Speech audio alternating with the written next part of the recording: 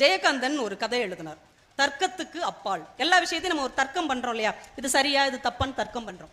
தர்க்கத்துக்கு அப்பால் அப்படின்னு ஒரு கதை எழுதினார். அவர் வாழ்க்கையில நடந்த ஒரு சம்பவத்தை அவர் பதிவு செய்கிறார். ஒரு நாள் நான் ட்ரெயின்ல ஏறி ஒரு குறிப்பிட்ட ஊருக்கு போய் ஒரு முக்கியமான விஷயமா போனேன்.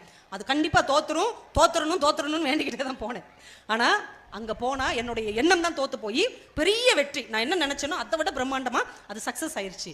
சரி, இதை எப்படியாவது கொண்டாடணுமேன்ட்டு ரயில்வே ஸ்டேஷனுக்கு வந்தேன். என் கையில ₹1 இருந்தது, ஒரு வெள்ளி ₹1. அந்த காலத்துல 1960களில் எழுதப்பட்ட கதை. அப்ப பெரியவங்களுக்கு தெரிஞ்சிருக்கும். அப்ப ₹1 எத்தனை அணா? 16 அணா. ₹1 16 அணா. ₹1 16 அணாக்கள். இப்ப இவர் ஊருக்கு போறதுக்கு ₹3 வேணும். ₹3 12 அணா. இப்ப மீதி 4 அணா இருக்கு. 4 அணா இருக்கு. அதுல 2 அணாவுக்கு நல்ல பெரிய ஐயங்கார் ஹோட்டல்ல காஃபி சாப்பிடலாம்.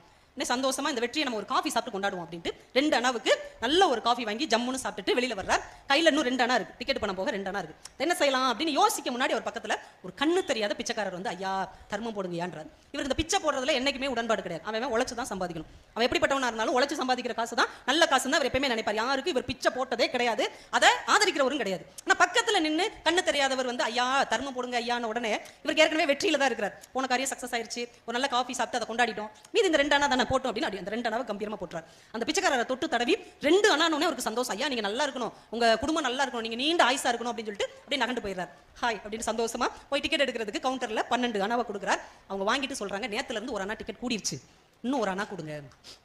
யோசிக்கிறாரு, இன்னும் 1 அணா கொடுங்கவா, என்னடா பண்றது?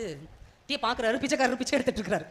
நம்ம தான் 2 அணா போட்டோம்ல, அவர்கிட்ட போய் கேட்போமா, எனக்கு 1 அணா தேவைப்படுது, 1 அணா நீங்க வச்சுக்கோங்க, 1 அணா எனக்கு கொடுத்துருங்க, நம்ம தானே கொடுத்தோம், நம்ம காசு தானே அப்படின்னு கொஞ்சம் 2 அடி வைக்கிறாரு. ஆனா மனசுக்குள்ள தோணுது, கடன் கொடுத்தா திருப்பி வாங்கிடலாம், தர்மத்தை எப்படி திருப்பி வாங்குறது, தர்மத்தை திருப்பி வாங்கினா அது ரொம்ப தப்பாச்சு அப்படின்னு தயங்கி நிற்கிறார். அப்ப ஒரு பெண்மணி வந்து என்ன பண்றாங்க, அரையணா அந்த தட்டுல போட்டுட்டு 1/4 அணா எடுத்துட்டு போறாங்க.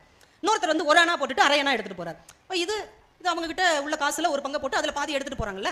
அப்ப நம்மளும் நம்ம கையில இருந்து 1 அணாவை போட்டுட்டு அந்த 2 அணாவை எடுத்துக்கிறோம். இப்போ 1 அணா கொடுத்த மாதிரி ஆயிடுச்சு, நமக்கு டிக்கெட் காசு கிடைச்சிரும், ஒன்றும் பெரிய தப்பு இல்லைன்னு நினைக்கிறேன், மற்றவங்க அப்படி செய்யறாங்களே அப்படின்ட்டு நேரா போய் அவர் பாக்கெட்ல இருந்து 1 அணா 12 அணால 1 அணாவை எடுத்து போட்டுட்டு 2 அணாவை எடுக்கிறார் பாருங்க. அந்த பிச்சைக்கார கையை பிடிச்சிடாரு. ஏன் சாமி, யாரோ ஒரு புண்ணியமா வாழ்க்கையிலே முதல் தடவை எனக்கு 2 அணா போட்டிருக்காரு, அதை போய் நீ எடுக்கிறிய சாமி 1 அணாவை பார்த்து போட்டுட்டுன்னு வேர்த்துருது இவருக்கு. பிச்சைக்காரட்ட மாட்டிட்டோமேட்டு அந்த 1 அணாவையும் போட்டுட்டு மன்னிச்சுக்கோங்கன்ட்டு நகண்டு வந்துடுறாரு. இந்த குழப்பத்துல அவர் போக இருந்த ட்ரெயின் போயிடுச்சு.